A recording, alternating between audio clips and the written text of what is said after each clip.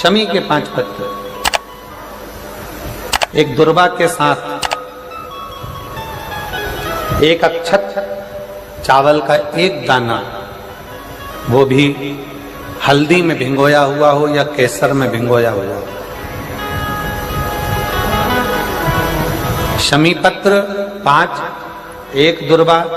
एक चावल का दाना, जो दिल से हृदय से बेलपत्री के वृक्ष के नीचे पार्थिव लिंग का निर्माण कर कर मट्टी का शिवलिंग बनाकर प्रदोष काल में, मतलब शाम के समय पर शिवलिंग बनाकर उस पे जल चढ़ाकर, जो ये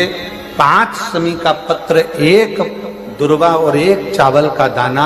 अपनी कामना कर कर जो दुख चल रहा है बाबा से विनय कर कर एक एक पत्ता जब समर्पित कर दे, फिर एक दुर्वा समर्पित कर दे, फिर एक चावल का दाना समर्पित कर दे और बाबा का वहीं पर पुनः विसर्जन कर दे, 3 महीना तो जाने दो, 15 दिन के अंदर वो दुख कटता जरूर है, चाहे कोई भी दुख, किसी भी तरह का दुख क्यों नहीं।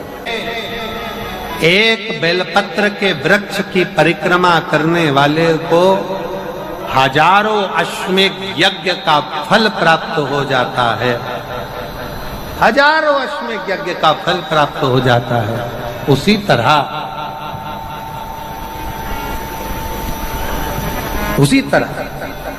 एक पार्थिव लिंग का निर्माण करने वाले को, मिट्टी का शिवलिंग का निर्माण कर कर पूजन करने वालों को 12 ज्योतिर्लिंग के शिवलिंग के दर्शन का पुण्य फल प्राप्त। बहुत ध्यान लगाकर सुनिएगा। एक बेलपत्री और उस बेलपत्री में एक चंदन की बिंदी और एक अक्षत का दाना मात्र रखकर भी अगर शिवालय पर चढ़ा दी जाती है, एक बेलपत्री, एक चंदन का बिंदी, और चंदन फिर निवेदन करेंगे। आज के जमाने में तुम लोग सब घिसा घिसाया, पड़ा पड़ाया,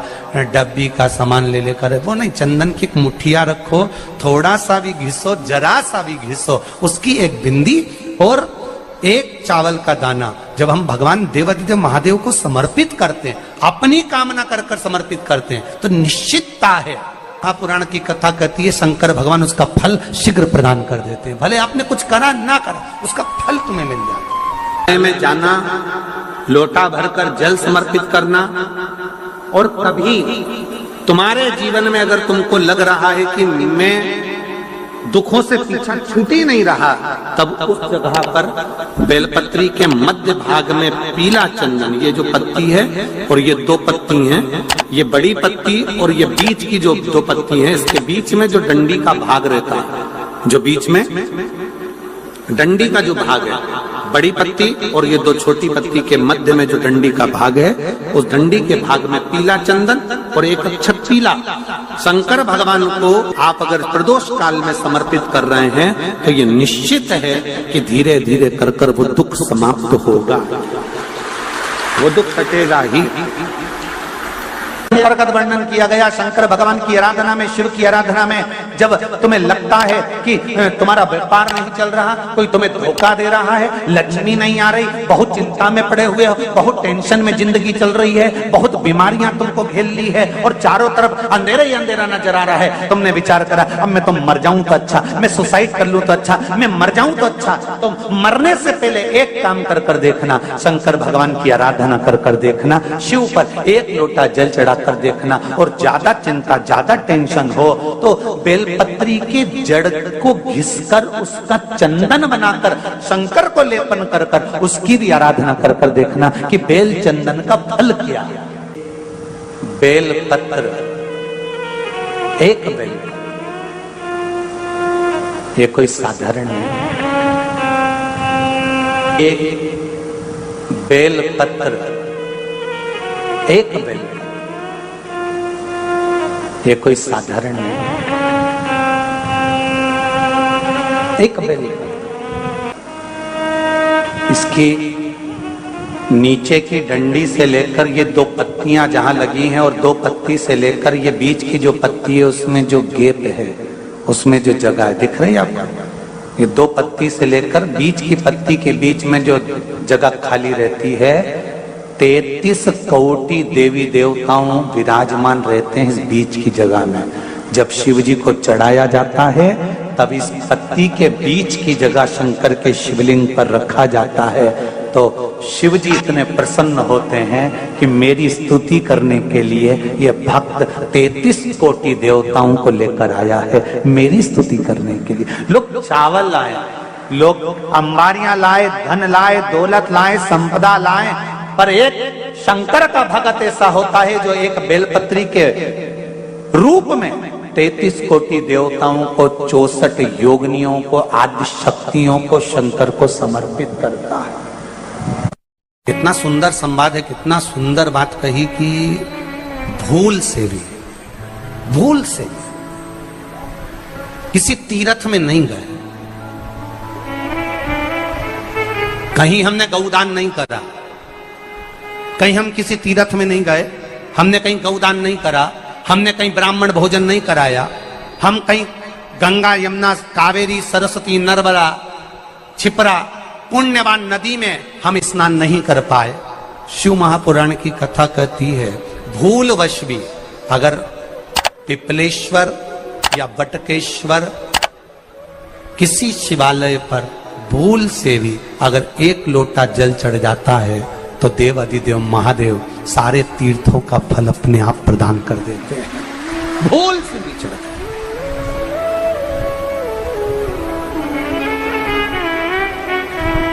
एकांतेश्वर महादेव किसी तीर्थ में नहीं गए, कहीं हमने गौदान नहीं करा, कहीं हम किसी तीर्थ में नहीं गए, हमने कहीं गौदान नहीं करा, हमने कहीं ब्राह्मण भोजन नहीं कराया, हम कहीं गंगा यमुना कावेरी सरस्वती नर्मदा छिपरा पुण्यवान नदी में हम स्नान नहीं कर पाए। शिव महापुराण की कथा कहती है भूलवश भी अगर पिपलेश्वर या बटकेश्वर किसी शिवालय पर भूल से भी अगर एक लोटा जल चढ़ जाता है तो देव अधिदेव महादेव सारे तीर्थों का फल अपने आप प्रदान कर देते हैं। भूल से भी चढ़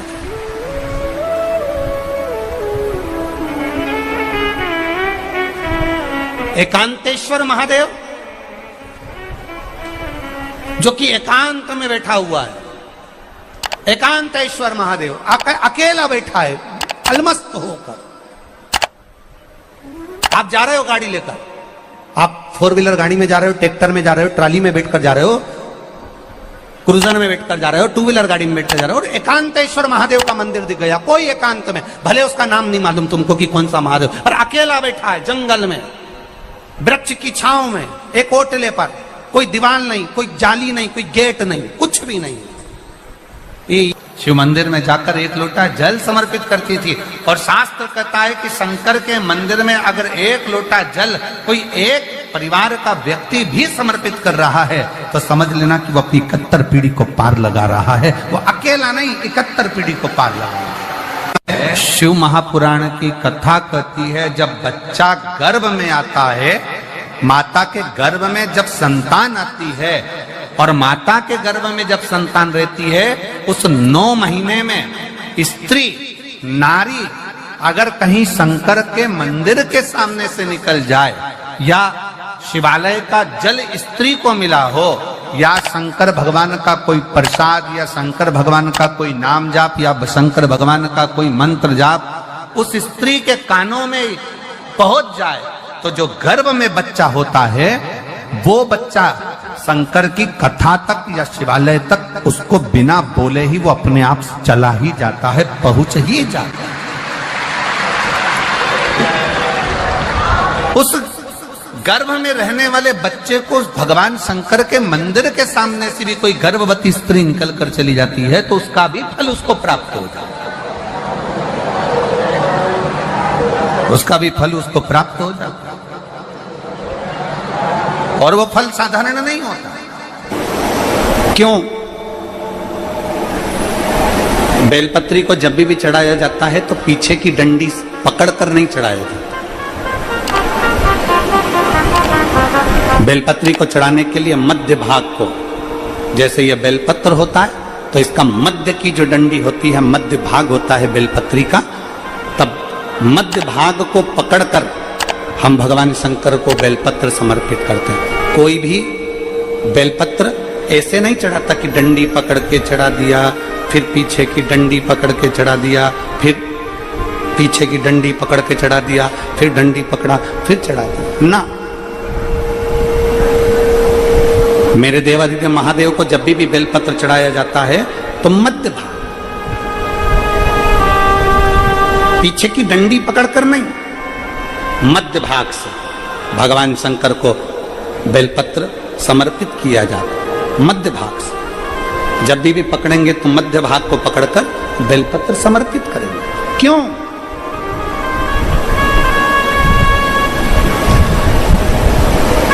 क्योंकि हमने भगवान शिव को मध्य भाग पकड़कर इसलिए समर्पित करा कि ये केवल बेलपत्र का मध्य भाग नहीं है मेरे शंभू, मेरे हृदय के मध्य भाग को मैं आपके चरणों में समर्पित कर रही हूं। मेरा दिल, मेरा हृदय, मेरा चित्त मैं आपको दे रही हूं। मध्य भाग एक विश्वास के साथ दे रही हूं। इतनी सुंदर बात नंदी ने कही है। नंदी ने ये बात जो कही वो वास्तव में बड़ी सुंदर है कि मान लो यदि कोई कार्य तुम्हारा हो नहीं रहा और पूरी दुनिया में तुमने कर देख लिया, बहुत प्रयास कर देख लिया, तो भी वो कार्य अगर तुम्हारा नहीं होता, तो फिर एक काम करो कि शिव की स्तुति करो, शंकर की स्तुति, शंकर का गुणगान, शंकर की भक्ति, शंकर का स्मरण।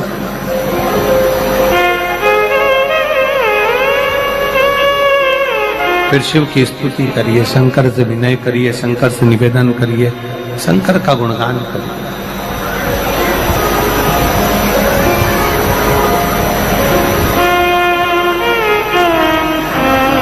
पर भगवान की भक्ति होती कब?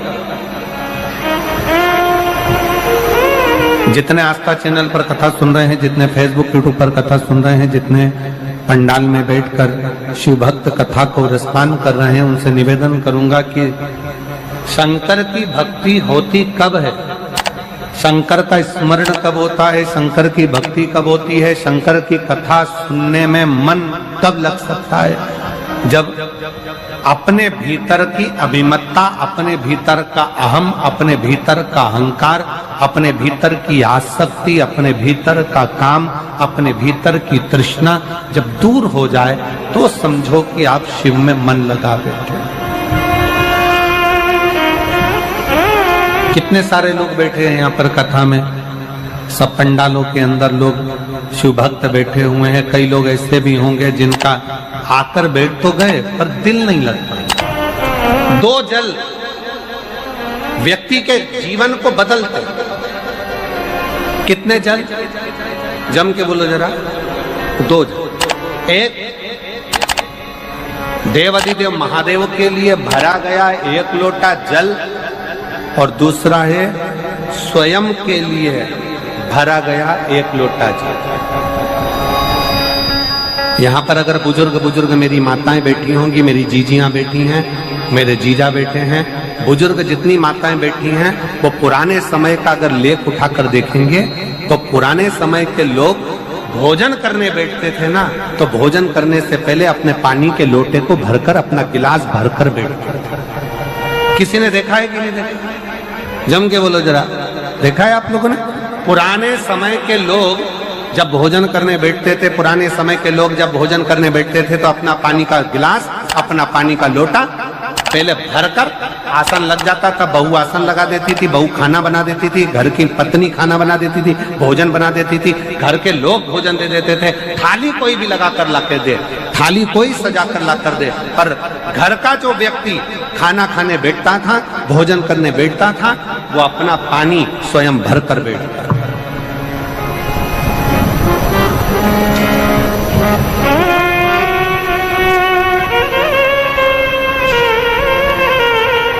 अब आज के जमाने में दुनिया के लोग कहते हैं मैं दुकान चला रहा हूं, दुनिया के लोग कहते हैं मैं घर चला रहा हूं, दुनिया के लोग कहते हैं मैं